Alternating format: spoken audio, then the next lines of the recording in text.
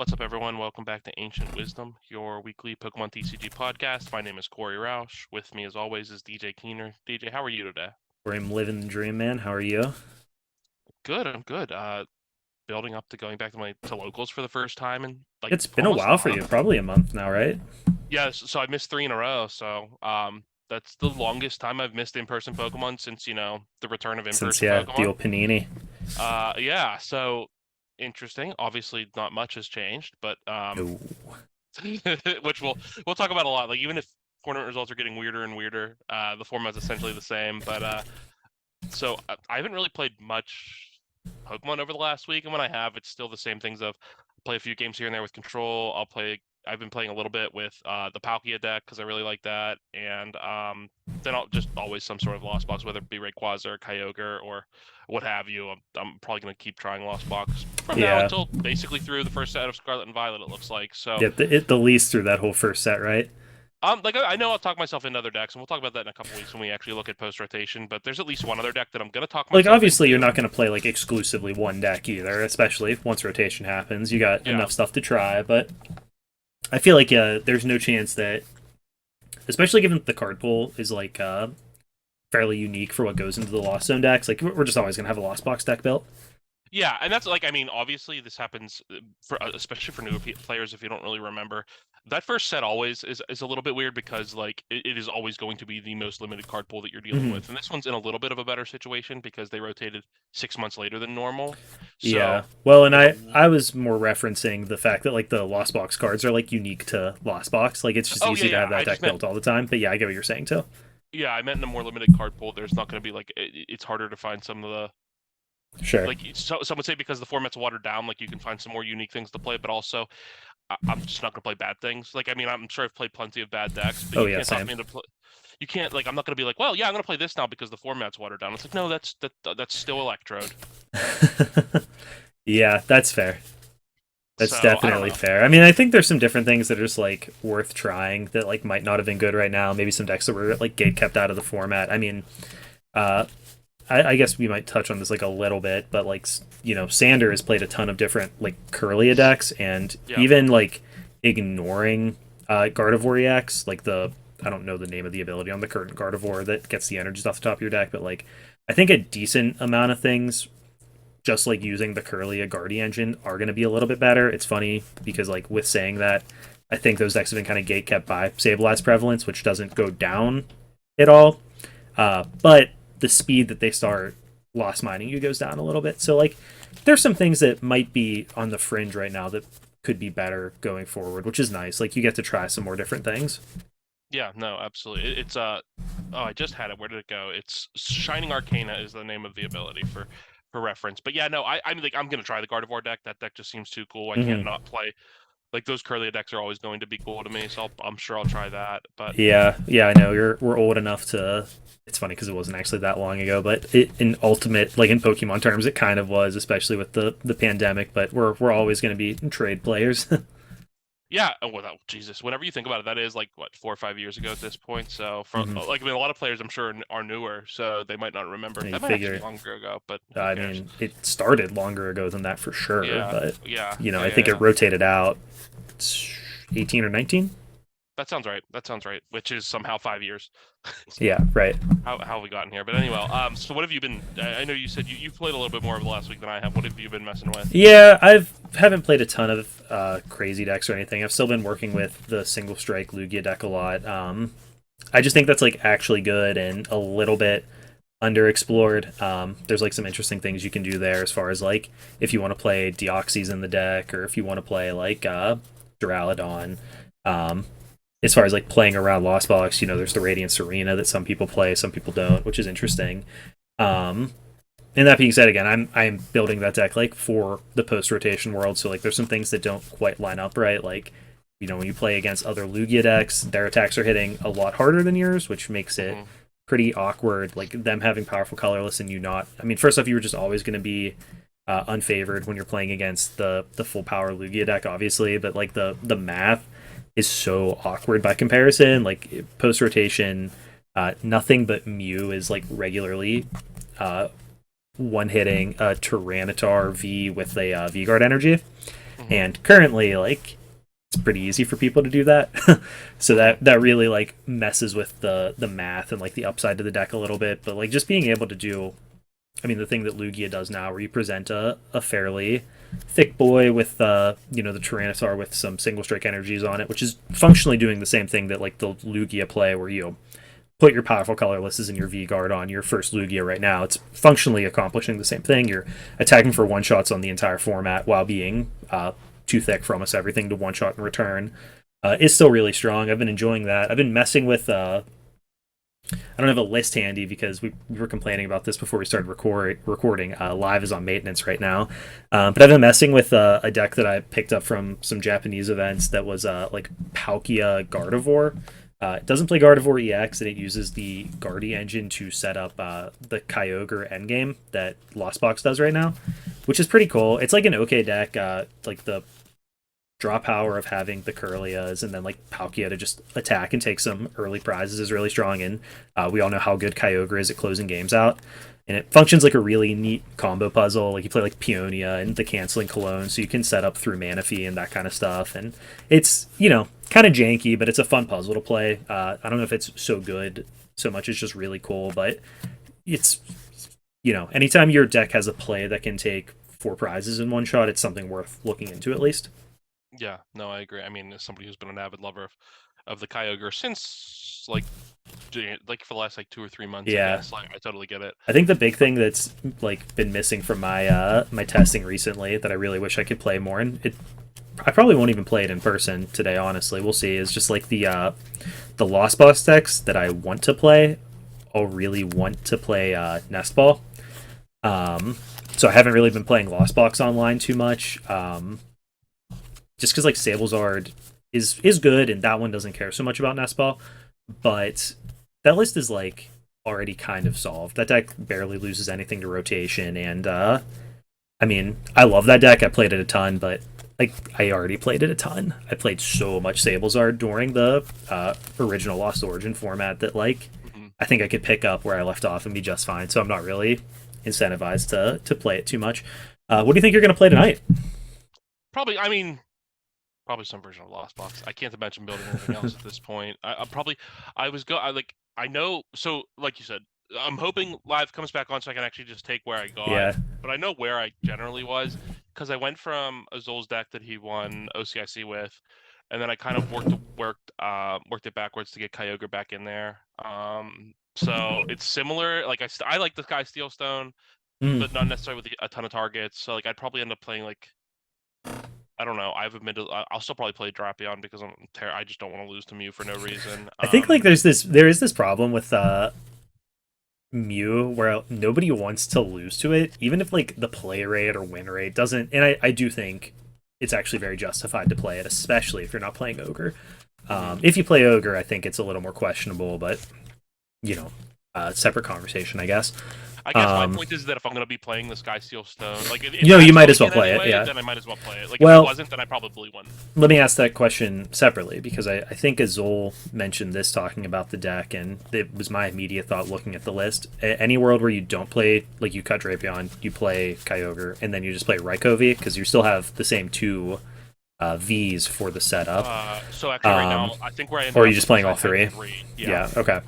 I think that makes sense because the Raikou extra knockout against Lugia is sort of hard to achieve. And like the one matchup that the Stone really does, like if you're gonna play the Stone, I think you are playing it not specifically, but in large part because of how much it swings Mew. So that makes sense. Nothing you ever like. It's weird because like in Lost Box, you're not typically worried about the Roxanne play. Like, yes, it obviously hurts if they get it off, but realistically, being able to skip it is a big deal, though. Like, well, like it is, but like your game plan is not typically ever affected by it because you're typically knocking out a 2-prizer and then like using Kyogre to finish the game. So again, the devil's advocate is if you don't play Kyogre, right? Like I guess that's my issue because I would want to play Kyogre because I think that's how you win games. I know you are. I'm just that list in that inclusion specifically, I think, was predicated on the idea that you're not playing Kyogre. So how do we swing the Mew matchup? Yeah, I've come to the logic point if I'm playing Kyogre, do I need Drapion? But if I'm playing the Sky Steel Stone anyway, I may as well. Yeah, no, I do think there's some upsides obviously to playing both of them. I just think the question is like, what matchups are these cards for? Do they justify playing both of them if they're both, swinging the same matchup, etc., etc.? Yeah. And you've messed with that one more than I have, so I'll defer to you there. And I certainly think it's justified to play both of them. Especially again, there's this weird thing. Compare it to playing against we make fun of stinky decks from Yu-Gi-Oh as a reference a lot. It's the same feeling as losing to a trap card deck at a locals though. Nobody wants to lose to Mew, and it's interesting because I don't think of Mew as being the idiot deck or the crap deck that I don't want to lose to. But every time you, especially in best of one, I guess maybe this is where the issue comes in for locals. But every time you don't come prepared with Drapion in your deck or with a path deck and you lose to Mew, it's probably just that feeling that I could have easily included the right cards to win this matchup. That could be it, because it's same thing if I ever play Yu-Gi-Oh! Locals. I'm playing back row hate. I don't want to lose to those stupid back row decks. I'll feel so stupid. Yeah. But then at a real event, I don't do it because it's just part of the territory. Yeah, I don't know. I think that's probably what it is, right? Is that if it's that easily correctable, why not just... Yeah, you hate to not win your 4-round best of one local when you could have put one Drapion in your deck, right? It just feels... that just makes the matchup free. It takes it from... especially for Lost Box. Yeah, so yeah, that's where I typically... So I'll probably end up playing that tonight, because I haven't really thought too much about any... I'm like you in the sense that I've been thinking more post-rotation, so it lends itself to me not really wanting to even consider decks for I like stuff fine, and we'll get into the results from this weekend from the 2 regionals where there's things I liked, but I'm not gonna go out of my way. I don't, some of the cards I don't even have anymore because I'm well, they're not gonna be good next set. I didn't even really want to play them now, so I don't have them anymore. This is Corey's way of admitting he doesn't have Lugia, by the way. Oh, I thought I mentioned that a couple weeks ago. Yeah, and I just don't. He might have. That might have been on the episode that we didn't upload, but yes, my man doesn't even have Lugias.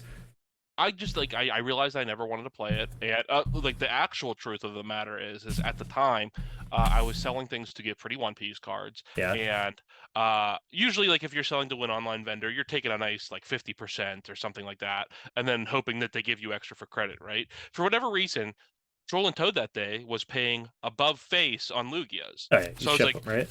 So I'm getting 140% because then I also get the extra 30% in credit. Yeah, I feel we're way overdue for the a Lugia box set or something. One's got to be coming soon. I assume so. So I was already considering it, and I had mentioned that to you before. But then when I saw that, I'm just giving you a hard time. Well, I don't I don't enjoy playing it, so that's part of it. And if I wasn't gonna play it now, when it was. We had arguments at the beginning of this format that it was tier 0. Yeah. If I'm not playing it now, I'm not playing it later. You know what I mean? I can't imagine. Yeah, and in fairness, I think that is skewed by the fact that we ended up not going to another event in the Silver Tempest format. I think I probably would have sold you on keeping it because I have a hard time thinking if we went to several events that we wouldn't have at least played Lugia once. Maybe. It's been too well positioned for too often. If we only went to one more, I think you probably would have been more likely to sell me on Lost Box or Mew because those are more comfort zones for us. So. Yeah.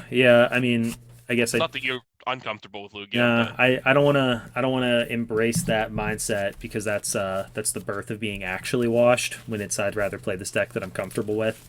I mean, when you have enough time to prepare with it, there's not a good excuse, in my opinion, if you can put the preparation in to not at least have Lugia on your short list every time. Oh, it would be on my list, then if I needed to, I'd just borrow it from you or yeah. Or it's you just, I guess you have to even still, you'd have to convince me to not play Lugia. I talked about this a lot on the solo cast episode I did because I realized if my goal is to win, how flawed my process is every time I come to a conclusion that's not just play Lugia.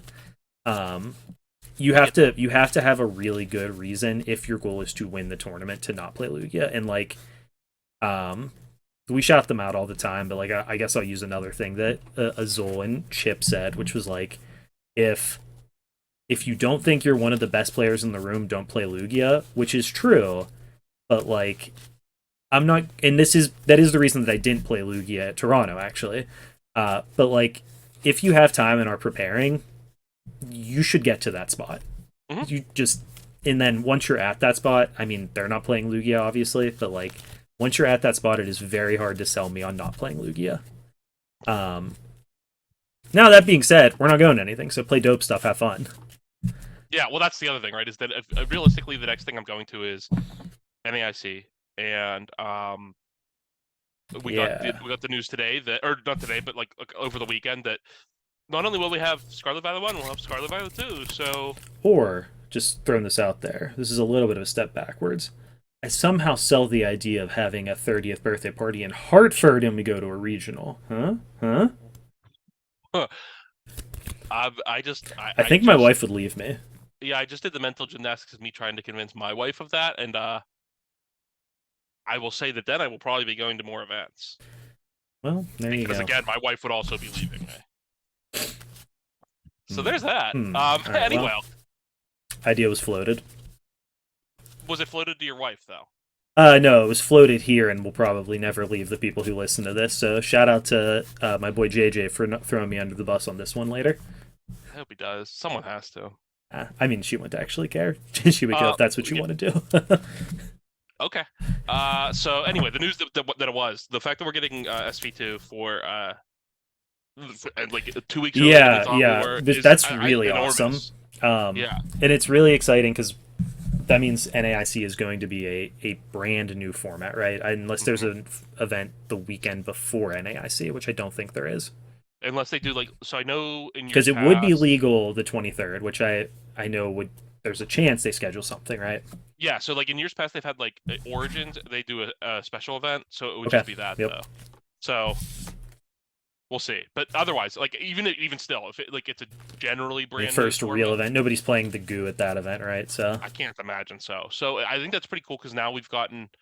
If you hated what OCIC was in the sense that it was a huge tournament with essentially solved field, what I don't know what so we get EUIC in April is the first Scarlet Violet set, and then NAIC is the first second set event. I'm pretty excited. I'm a huge fan of doing a big like high stakes event on release weekend.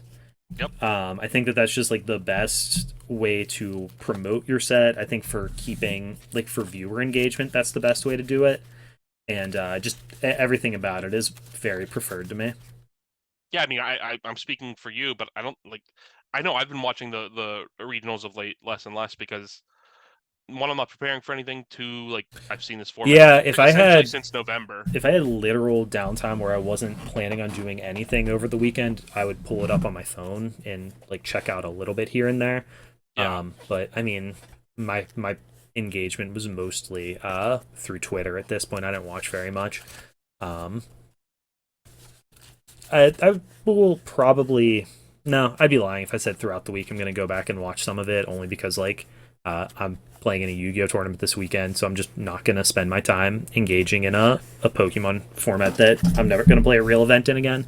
Yeah, that's kind of where we're at, but like, yeah, I mean, I would still watch, but like my desire to engage is obviously going to be a lot higher when it's an event that there's something interesting to figure out, where there's something to solve, where there's new cards, new decks. And this format has been old for a while now. It's a very long format when you factor in that Crown Zenith didn't have a gigantic impact, and when you factor in when rotation was, I think a lot of people probably would have been happier to have rotation sooner, even if that format pre-Scarlet Violet kind of sucked.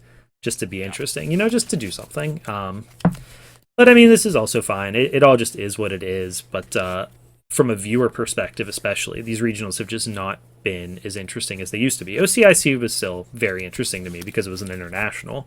But the regionals aren't going to get me going as much as they used to. Yeah, that's where we're at. But anyway, let's be negative. I mean, so I think it's cool that we have that news there that we can get excited for, and then. I saw the announcement of the classic product, but did you look into that any further? Because I looked into it a little bit. Yeah, I actually just found out a little bit earlier because, of course, the original images were in Japanese, and they kind of just looked like they were legit the old cards. So if anybody hasn't seen, they announced what's being called PTCG Classic, which is basically a box set that's got precons for Blastoise, Charizard, and Venusaur. Based on like retro base set versions of the card. That being said, the roles engine is the current Pokemon games. The English translations came out of some of the stuff, and like Professor Oak is just Professor's Research, and there's EXs and whatever. And there are several mechanically unique cards that don't exist anywhere but Classic, which will be cool. I mean, I'm definitely going to try to pick up a set and just have it. I think something that I like a lot is having just like boxed up ways to play games, so that if somebody like loosely knows or like is in town or whatever, it's like, oh yeah, we can play this. Um, I'm finding less and less need for those. Most of like we've kind of convinced people to build constructed decks or GLC decks at this point, but like it's nice just to have that sort of option around, especially if it's a little bit simpler than figuring out like the synergies in a Lost Box deck, right? Um, so I'm certainly gonna look to pick up a copy. The real shame is when they release some card that we haven't seen yet from this, and it's just an awesome card, but they're only legal in this format. Yep. And I'm really dreading that happening. I know like the Lugia EX was luckily not very good, even though it looked very cool. But one of these cards is gonna be like, man, I wish this was a real card, and it's gonna feel really awkward when somebody, a kid strolls into a tournament and can't play it. But I'm pretty hyped for this. I really like. I like playing retro Pokemon just because the cards are really cool, and I'm hoping this like captures some of that feeling. But like changing iconic cards to supporters is a little bit of a bummer. Yeah. Yeah, doing stuff like that. Yeah, I think I'm still gonna remain more hyped with the original TCG game coming to Switch soon. Like that's obviously cool Oh, too. one of my favorite games of all time. Yeah, so we're hitting a real nostalgia point, and I think that like if that does well, then I think that they're only going to kind of lean into that more. I mean, they know that that's exactly what like you get. Like you're not just selling to competitive player. You're actually very rarely selling just to No, competitive no. players. Pokemon So, TCG is sold to collectors mostly, right? yeah, so it's cool that they're kind of doing some things like this as well, like kind of pay, like looking back at old stuff too. So tinfoil hat here, because I know a lot of people think this way. If these products both are extremely successful, do you think that that would mark a design shift to being more? I mean, and I guess the EX is already sort of are marking the idea of the shift to like stage 2 evolution based, slower gameplay, or do you just think we're so far past that point that we're never going to get there again? I think we could see something like you said, like EXs. Like I think that a lot of people enjoyed the Sun Moon era because it was like, well, they evolved into big bodies, or there was some basics that you used. Having evolution mixed in, I could see like the like that kind of like compromise. I don't think we're ever just going to go back to the extremely slow what it was before. No, I agree with that completely. I mean, and I think that ultimately, like V Stars and V Maxes, like purportedly were that, right? Like they were evolutions that were. People hated them, but I agree. Yeah, I think the problem, like, I don't really know as far as most of the V Maxes go. It kind of feels like people were being whiny.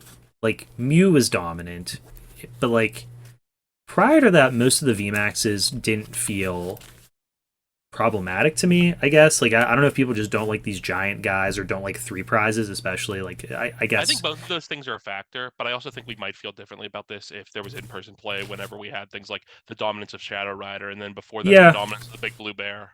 Yeah, no, and both those things were like good, but like the Blue Bear deck is, I mean, there's a ton of like evolution and stuff happening there. That's like, I mean, good old fashioned Pokemon, honestly, in a lot of ways. I think that deck is cool.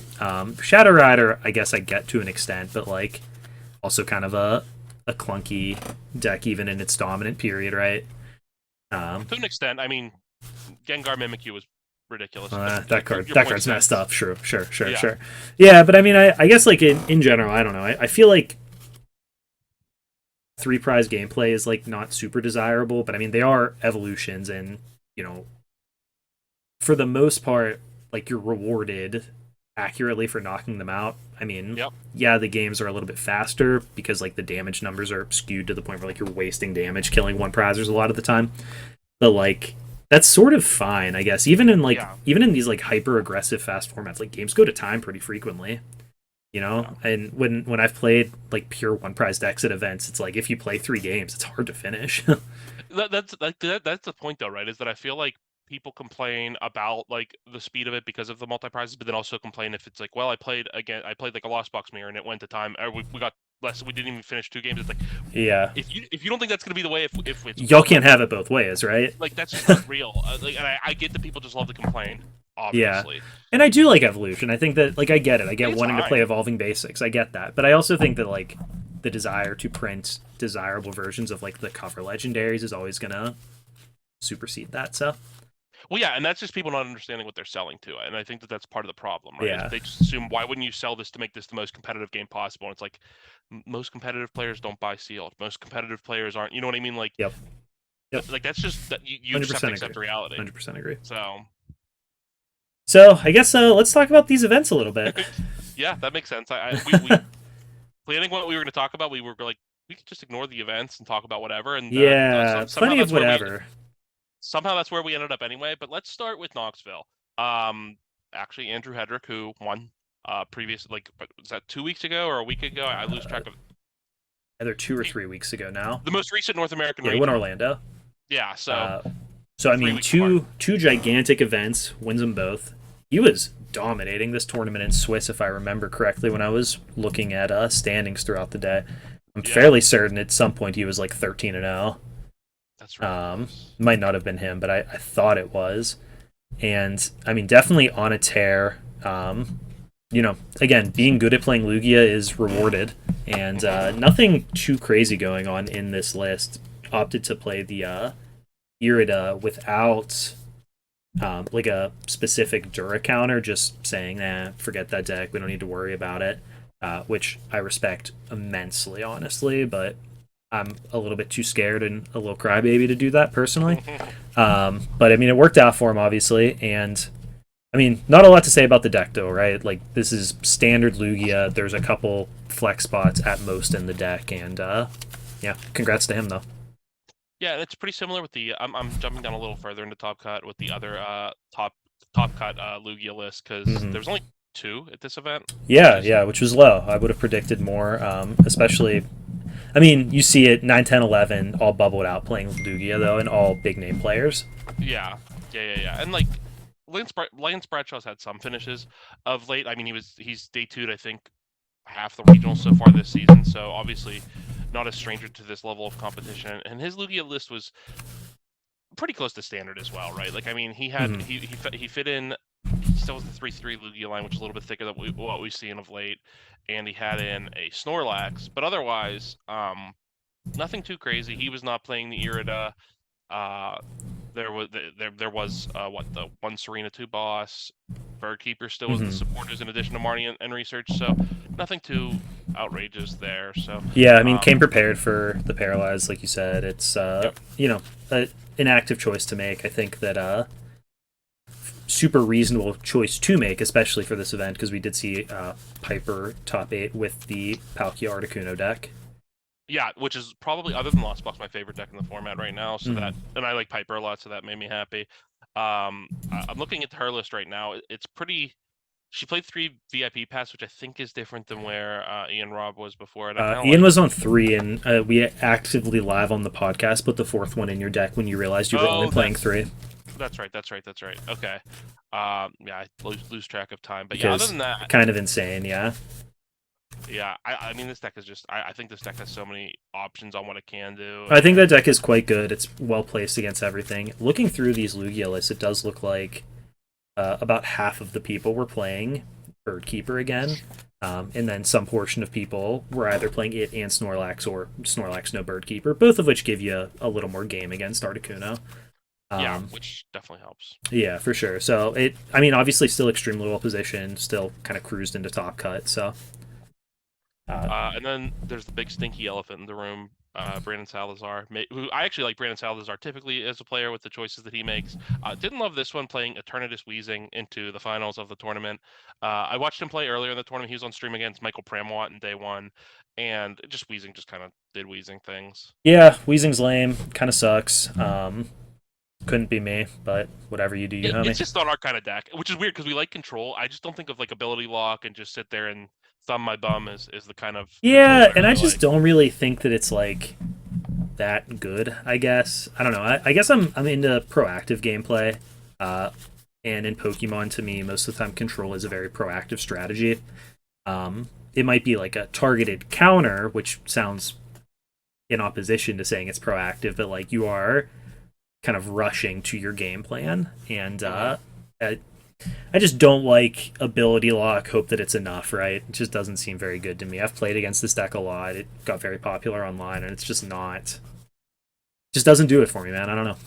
No, it reminds me of so whenever like this is a reference that probably even like the Yu-Gi-Oh players that I know listen to us will probably not get because it's before their time. But whenever I was coming from Yu-Gi-Oh to Pokemon, why I thought I didn't like Control is because I was thinking of like the old school anti-meta decks where they were playing things like Yeah, stun uh, deck. yeah, and that's just not. That's just dumb Cards that and just don't boring. allow your opponent to play at all. And I mean, that was a long time ago. Like, I never liked like wall stall decks, right? I don't like Blissey Yeah, Mill Tank personally, or yeah. things like that. So those are just not our kind of decks, and like neither is. I mean, good, congratulations to Brand. Brandon's former world champion. Brandon's quality, but like Yeah, for this is just sure, not my and kind of deck. absolutely awesome. And it's a fine deck. I can't get behind it personally. Speaking of which, Rahul got another top 4 after getting top 4 at OCIC. He came back and got. Now, are Like, you slowly becoming a Reggie fan because you're a Rahul fan? it doesn't help. Um, it gets me closer now. Every time I will play like a game or two online, to be like, what am I missing? Because like I like him, and I usually like what he plays, and I play 2 games. I'm like, still don't see it. Rahul's just maybe it's just him. Um, This but is like one of those things, that deck in general, that continues to puzzle me and make me wonder if I am just a lot worse at Pokemon than I think I am. Because it doesn't feel good to me ever. It doesn't. It's not that it doesn't work, but like it feels like every game is like really almost out of my control at some point for whether I'm winning it or not. It's just like the deck kind of just doesn't let you hit enough Reggies sometimes. yeah, And like everyone has some amount of hate for you. Also, it's not like you're coming in totally like just untouched, right? You're always working for your wins. I don't know. I mean, it's a fine deck. It just still doesn't get me. yeah. No, it'll be gone in 3 weeks. It's fine. Yeah, Sure. I sure. won't have to try to justify my love for Rahul and hating that deck anymore because while the Reggies don't rotate, every one of those like Aurora Energy does, and the new Rainbow Energy does not do what the Reggie needs it to do. Yep. So luckily, I'll never have to think about it again. Yep. A big surprise for me. Only 2 Lost Box decks in the entire top 16, and both of them were Rayquaza. Yeah, which I liked the Rayquaza deck about a month ago, and I've just switched back to really liking the Kyogre deck. I still think this one's fine. Nick Moffat, who just seems to just love Lost Box and doing well with it, so like good for him to continue the trend Yeah. going. Yeah, and he plays the 2 Manaphy. He played is, like, double I don't- Raikou, I believe, which is I feel like Yes. required. I think a lot of people have gotten back onto the second one. Yeah, which I like that much more. I don't know, like the deck good. I still lean more towards the Kyogre version, but like it's hard to argue with how impressive it is to just be able to bomb something for 320, or like the double snipe is just very. It's good so as well. interesting that it almost feels like I don't want to say random, but like almost genuinely feels random which version does good because like you know, I don't know what to call the Kyogre-less Kyogre version, but like the Azul group version With wins Kyogre and Dragonite and all that stuff. wins OCIC, right? And Yep. then we come here and 0 of them do well. Yeah. And we've got 2 Rayquaza lists here though, and it's just like what I don't know what makes this decision, what causes this to happen, but I Okay, so yeah, there's 2 more decks left in top 8 of North America, and one is Arc Duraludon. Do you want to talk about Arc Duraludon? no, I actually skipped that one in my head and pretended it wasn't there. Cool. Congrats, Grant Shen. We're not talking about you. And the last one was Alex Szymanski, who topped with Vikavolt. I think that North America really showed that this was a big comeback week for Vikavolt in general. After like we were both pretty high on it going into OCIC, and it didn't really perform there. But there's 8th place and then 17th, and I think there's actually a few more in top 32 just generally. And then obviously we'll get to it whenever we go over. Yeah, briefly touch on Bochum. But yeah, so what did you think of Szymanski bringing? I don't see anything that's too like. No, I think this list is list. pretty Stock standard. yeah, standardized at this point. There's just not a ton that you can do with the list. I'm not sure that the Sky Seal Stone was in every list before. I don't believe so. That might be a new addition, but I mean, I just don't think there's that much you can really change in this deck. I think it's extremely good. I mean, as always, anytime I see a deck with 2 Battle VIP Pass, I cringe. But other than that, I was high on this deck going into this weekend. We talked about it pretty extensively on this deck going into OCIC. I think that as a whole, the room is fairly unprepared for it again. I think the Dunsparces all found their way back in, which is smart because OCIC was like the optimal Vika weekend. Nobody played Dunsparce, nobody played Cologne. Uh, Only some people, like the Marnie counts and Lugia, have continued to rise to 3 being even more common. Like last week or 2 weeks ago, I guess, from us recording, this was like the perfect time to play it, and I still think last week was a really good time to play, like a better than average time. Yeah. I'm not surprised to see a good player top 8 with it at all. Yeah, me neither. Like I said, I think that deck just whenever it does. It's not even about like the right matchup, like you said. If people aren't playing Dunsparce, or even if they are, and you just like get the lock turn 1 and they're not able to get to it, it can just like not that you don't even really need to hit for weakness. It's just a nice benefit of sometimes. No, just like the Dunsparce is like an additional, like you kind of take away their out to be like, Yeah. if they play like the Raikou and it's Sky Stone, this is an example to be like, okay, well, here's my way back into the game, right? Even if I fell behind, I take 3 prizes off of Lugia, or even if it's just like the 2 prizes and, whatever, they've got you locked some other way. Like it just removes a lot of the outs that Lugia had, or that, Okay. Yeah. So it's just like Dunsparce was like the card that made it so, like not playing Dunsparce makes it so they can win a fair game, I guess is my point. Yeah. But if you play Dunsparce, they can't beat you in like a game where they don't lock you. Yeah. No, absolutely not. Only other thing I want to touch on from this event, we ended up with no Mew in top 8. We did have one in 13th place. For some reason, Andrew Mahone wanted to stink up Mew and put Flying Pikachu VMAX in it. How do you feel about that? How do you think I feel about that, Dave? You hate it? Yeah. What? Why? Because it makes it so they can't attack you with basic Pokemon. Corey, have you read Flying Pikachu VMAX? Yeah, okay, but if you want to play control, then just play control. Okay, so and we'll get into this, and I've come around slightly on the Xander Pero list of Mew as well that I'm sure we're going to talk about briefly. But so I'm not opposed to innovation. I'm really not. Obviously, I play every single Xander control list that he comes out with. So obviously, I'm okay with people doing some weird things. But there are still some times where it feels like you're innovating just for the sake of innovating. To like, look how big my brain is. I'm so smart. This. And wow, did this scream of that to me? Yeah, I don't think specifically the Flying Pikachu. I don't think that the Flying Pikachu is like awful. I think that there's like enough places. It feels unnecessary. Yeah. It's a shame that Speed Lightning rotates. I guess you could just play a regular Lightning because after rotation, funny enough, I could see this being actually a bit better because you're going to play against Lost Box so much more often and a lot more Drapions as the Mew player. So funny enough, like I almost feel like this is, I don't want to say like ahead of its time, but like will actually be even better in the future. Right now, it just seems unnecessary to me. I don't know.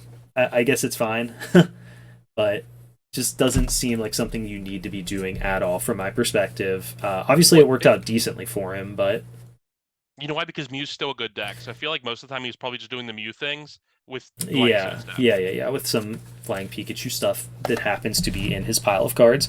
So I mean, it got 13th and 36th with the exact same list. I'd be curious, like I'm sure he'll post something eventually, like just to get some more thoughts and like if there was a specific reason that he wanted to do it. Because from where I'm sitting, like you have enough hand disruption that you should be okay against Rayquaza unless they're playing Drapion, and just regular Mew stuff is good enough against a lot of decks most of the time. So I'm not sure if clunking your deck up. I guess that's the big thing for me, is that Mew thrives on being so aggressively consistent. And every time you put like these are cards that sit in your hand and make it so you can't Genesect, right? Like that's just that's awkward. Though obviously currently you have enough discard abilities that like you can sort of mitigate that in the matchups where you don't want them, but I don't know. I'm not sold. I've been paying enough attention to current Mew lists, like card for card, like exact card counts. Obviously, I know the Oricorio is not there. What else are you cutting to make this fit? Like, I guess that's my question, right? You're doing the same thing that Xander did to make his stuff fit. You're kind of cross switcher. Oh, okay. Oh, yeah. Okay. I don't hate that. I feel like I'd rather play something more consistent than saying, because like, does the one flying P, like I can't imagine it ever being lone flying P against Lost Box. I just don't know how you set up in that world. I don't think you're trying to get down to lone flying P. I think you're trying to set up the flying P in a spot where you can start attacking with it on a turn where you're now turning off Rayquaza attacks. Yeah, I guess. I think it's for that version, or I guess I mean to set up in a way where like, oh, you realize they're trying to take 2 prizes and then drape Sky Seal you. It could be a response mostly to Azul's list from OCIC. I don't know. I'm not. A big I mean, fan like of it here's my other thing too. I just said like, oh, maybe it's the setup for Drape. You know what? Or for Rayquaza. You know what I realized makes that matchup a lot better when I tried playing no cross switch from you, being able to cross switch and judge them the same turn. Sure So- does. Yeah, I don't know. I'm just like I said. I've come around slightly to the. Yeah, I mean, do you want to talk about Xander's deck real quick? Yeah, we not even argued. We just disagreed on that from jump when we first saw Xander's, which is and Xander's been kind of doing weird things with Mew all format, right? And Yeah. the innovation this week was to play a Dreepy, a Fusion Strike Dreepy, so it can be copied with Mew, that does 10 damage and says your opponent's Pokemon cannot retreat next turn, and playing a Pidgeot V so that he is never decking out, and like trying to find the ways that it worked before, like when we were just like, well, you could lock this, you could lock that. When Didn't I really- still think you're like underselling on the just like lock random things. I actually do think this is good in the mid game in a number of different spots. Just because like Lugia players, especially in the dark, like you haven't played a ton of Lugia, but like in the games you played, how often do you research and go, oh, I have to play research, but I'm losing 2 energies? Yeah, that's fair. And I like guess my point is that if they have the guru up front, like, I guess I'm operating in the I think you're I know, focusing like- on like continuously locking something because it's yes, they do get to start attacking with Guru for a non-relevant amount of damage, and then you gust up an Archeops, which they attack with for a non-relevant amount of damage. yeah, that's And then fair. you gust up the other Archeops, which they attack with for a non-relevant amount of damage. I think I'd like this more if you were playing Pal Pad or some sort of I recovery. to think get back that there to is Gust. not enough gusts in this list. I think it needs a pal pad as well. He said when he posted about the deck online that the Okay, deck is okay. at capacity and he would have liked to play pal pad. Okay, that makes. There that were makes a 2 little bit cards. He more said there sense. were like 62 cards he wanted to play. It was like pal pad and parasol plus this. That makes sense. Okay, Um, I like that a little bit more. Like I said, I still think that. Like, I'm it's kind of good. curious why the choice to go. I guess like it would require too many to guarantee that you could loop it, but like Pidgeot over playing like Silene Pad, which are cards we've already seen be good in Mew. Yeah, But I guess maybe you need to play like double Silene or double Pad then, which is awkward. and also like I think like so in a world where you are getting down to the pumpkin thing, and if your opponent's just too stubborn to concede, you actually probably need the guaranteed because you will deck. No, exactly. That's what I'm saying. Like I guess you probably need to play 2 of one piece. I don't know that you would need 2 of each, but maybe you need to play 2 pads in that situation or 2 Silenes. Yeah, I think I don't mind the Pidgeot if you're going to do this. I think that. So we definitely took a caveat there to talk about how I think it is like viable in other situations, and especially though when they don't know it's coming. But the place where it's like stone cold insane is if you path to the peak them and they need to use Pumpkaboo to out your path. Yes.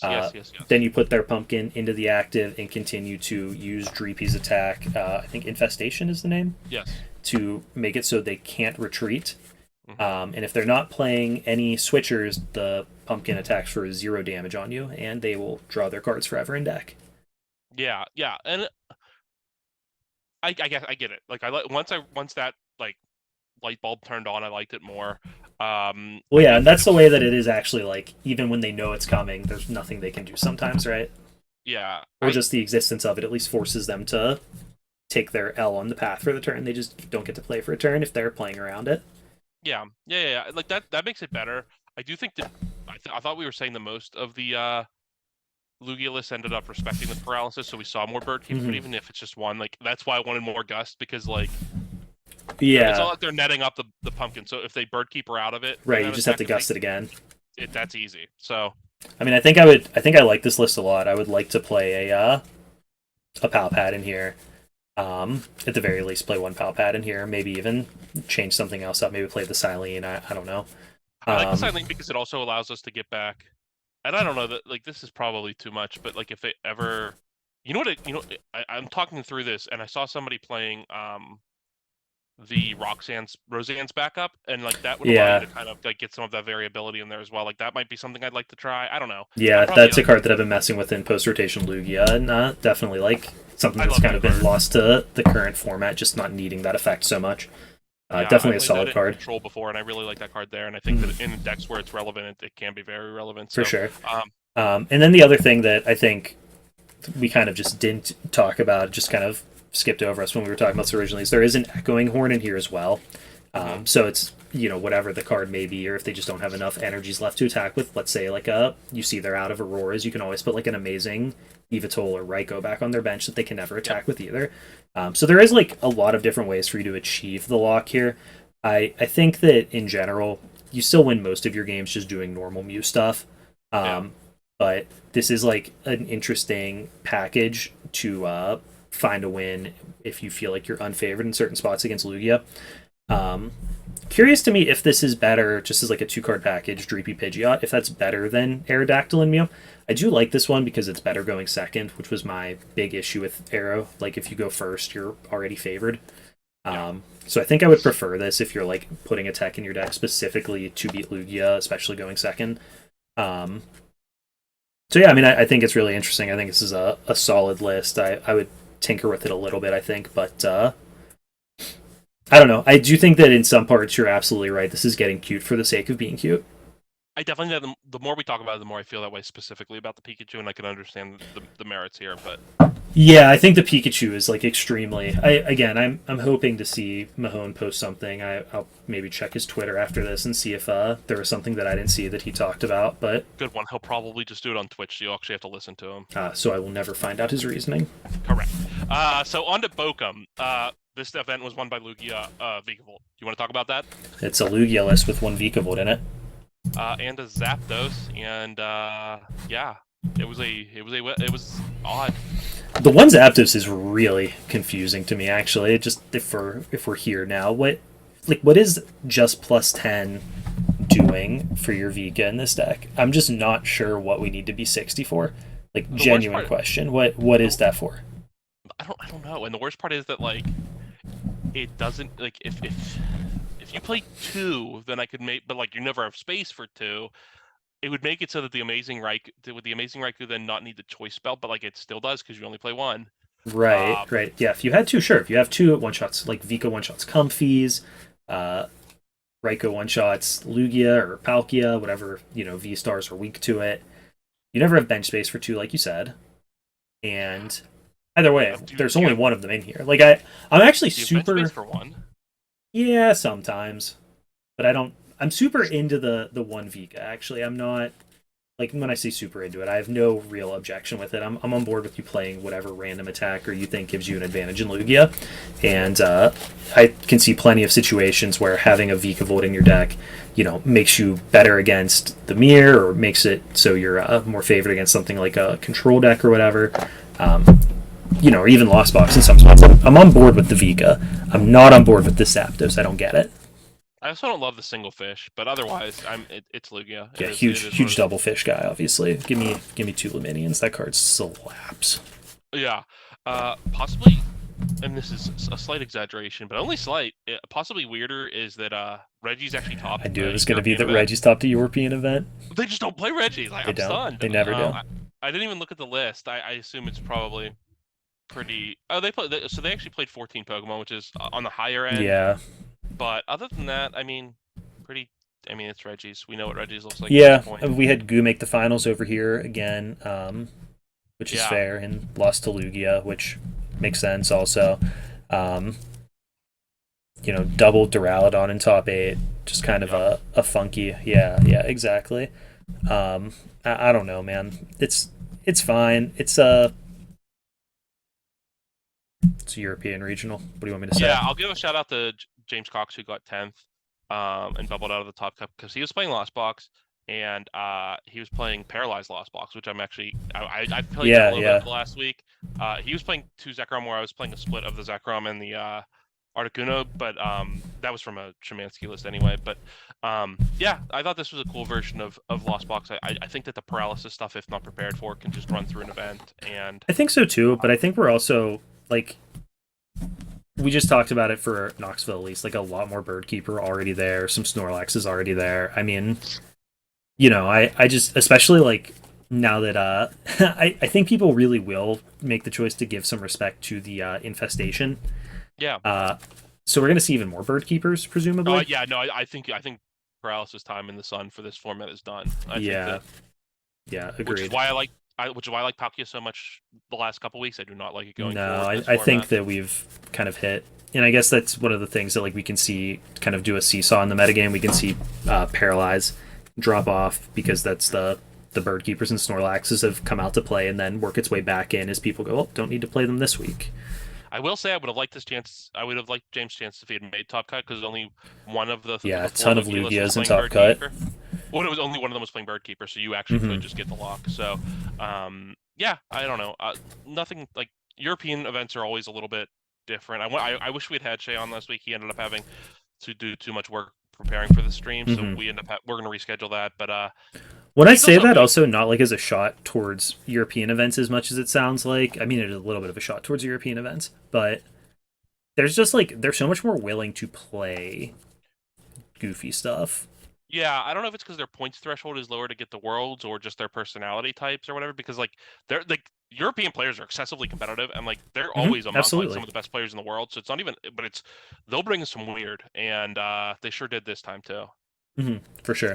Yeah, I'm not going to try to dive into what causes that, but it is interestingly like very different over there as far as the willingness for players. Like top players really shy away from top decks there too. It seems like Yeah, other by than Tord. comparison, yeah.